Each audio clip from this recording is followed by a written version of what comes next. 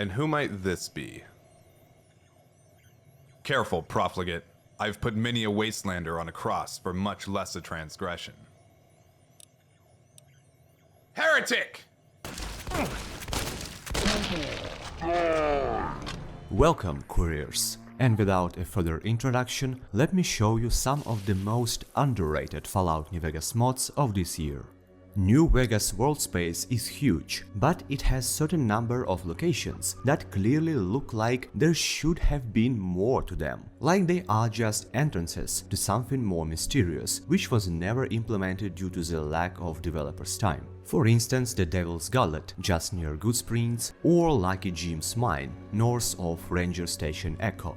The Devil's Gulley, released this year, and the Lucky Jim's Cache, released in 2023, make sure to grab it as well. Two small mods from the same author are giving new life to these locations, giving them new handcrafted interiors with up to 30 minutes of gameplay each, new enemies and loot, and even unmarked quests to uncover. They are made really well, and without spoilers, I can only say that they feel just like a native part of the game world.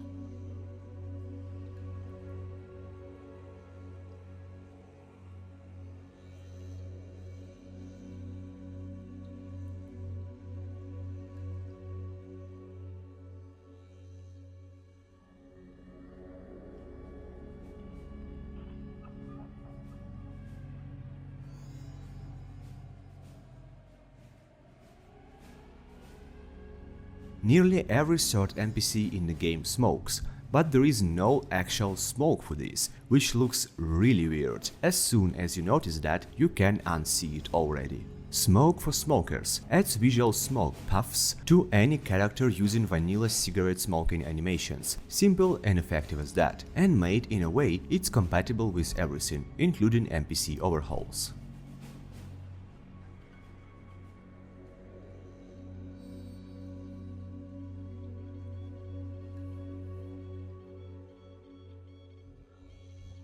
The Star Showdown, a well-known unmarked quest with NPCs from it that you always meet when going close to Nipton, is all about this Lucky Star necklace, which both characters mention, while the necklace itself simply does not exist.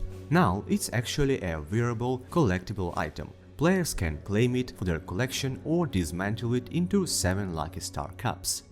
A devil in details kind of mod you never knew you need before you install it. An exposition here is not a single specific mod, but rather a series of mods of the same type from the same author. Diegonom mods are amazing overhauls that visually improve and, in some cases, even greatly expand certain buildings and settlements that are usually being omitted by other mods. For instance, such as this overhaul of Guns Runner's kiosk that finally makes it look like a gun hacking runner's store and not just some poor trader kiosk with 2 generic guns. There are similar immersive overhauls for small places like 188 Trading Post, but also for bigger ones like the Red Canyon or Mojave Outpost, which goes even further and makes the previously separate interior cells open, so you will not have loading screens when going to trade. But probably my favorite one here is a classic Adobe overhaul for Raoul's house, and there are several other places improved in a similar way.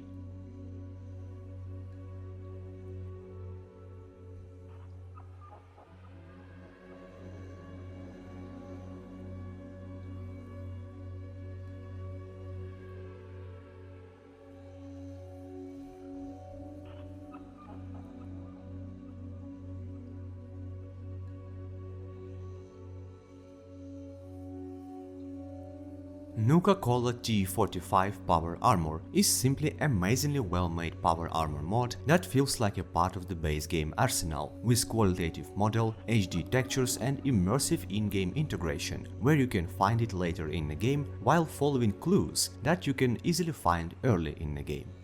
What do I think of the NCR? I think they're an army of idealists. They march around the wasteland bright-eyed and smiling, preaching how they'll save us all. That the horror all around us is only temporary, that everything will be just like it was before the bombs.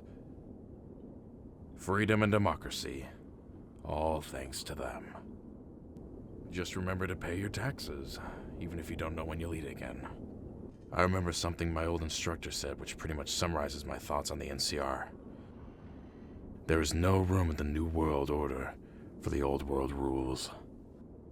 The next mod was technically released just 2 weeks before 2023 ended, but it was also updated several times already in 2024, and honestly it's just so criminally underrated that it would be a crime to not talk about here today. Retribution, a Legion quest mod, is heavily inspired by such vanilla quests as 3-card bounty, or if you ever played modded New Vegas before, you definitely know some guy mod series, New Vegas bounties. Shortly speaking, you can call this mod a New Vegas bounties, but with Legion leaning. Hunting down SKP arena gladiators, infiltrating NCR bases to assassinate targets, interrogating captives, and even kickstarting your own camp dealing operation. At the same time, the mod does not force you to be exactly the Legion abiding character, allowing plethora of moral choices, as well as usage of communication perks, such as Lady Killer and Terrifying Presence.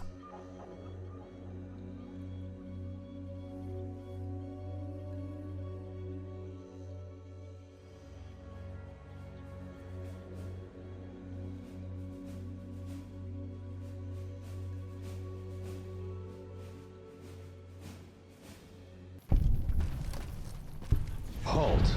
Dry wells and all of the land beyond this gate belong to Kaisar. What business do you have here? Oh, I'm all right. I'm telling you, it's coming. We've got to prepare. A huge missile flying in from the sky. Mars told me in a vision. I suppose I could have had Remus killed by association, but I am a just and fair ruler. I don't kill without evidence, and never without cause. A Legion-centered mods is a rare scene in general, and truly masterfully made Legion-centered mods, one of a time really. Dry Wells Legion Expansion is a lore-friendly quest and land expansion with over 20 new quests, over 35 fully voiced characters, new minor factions, a player home, and multiple questlines. It allows the player to visit dry wells before nuking it in Lonesome Road DLC, and expands upon Legion lands in Arizona, providing around 6 hours of gameplay with a wide set of choices and consequences. Dry Wells is one of the most well-written, with top-notch voice acting on top, entertaining and bug-free Vegas quest mod I have played in years, since maybe 2016. It feels like a native, absolutely natural part of the game, and personally, if I would be playing Fallout New Vegas for the first time now, I would never say it's a mod. While named as a Legion expansion, it offers a great freedom of choices, allowing you not only to go through it as a more or less zealous Legion subject, but also from a completely opposite, infiltration and undermining route, totally ruining the Legion's control in the area. And there are also some of those encounters that are just ridiculous in a good meaning, which is why they fit so well in Fallout setting, giving vibes of some of those in OG Fallout games. What are you doing here? This is my claim. You trying to steal my shit?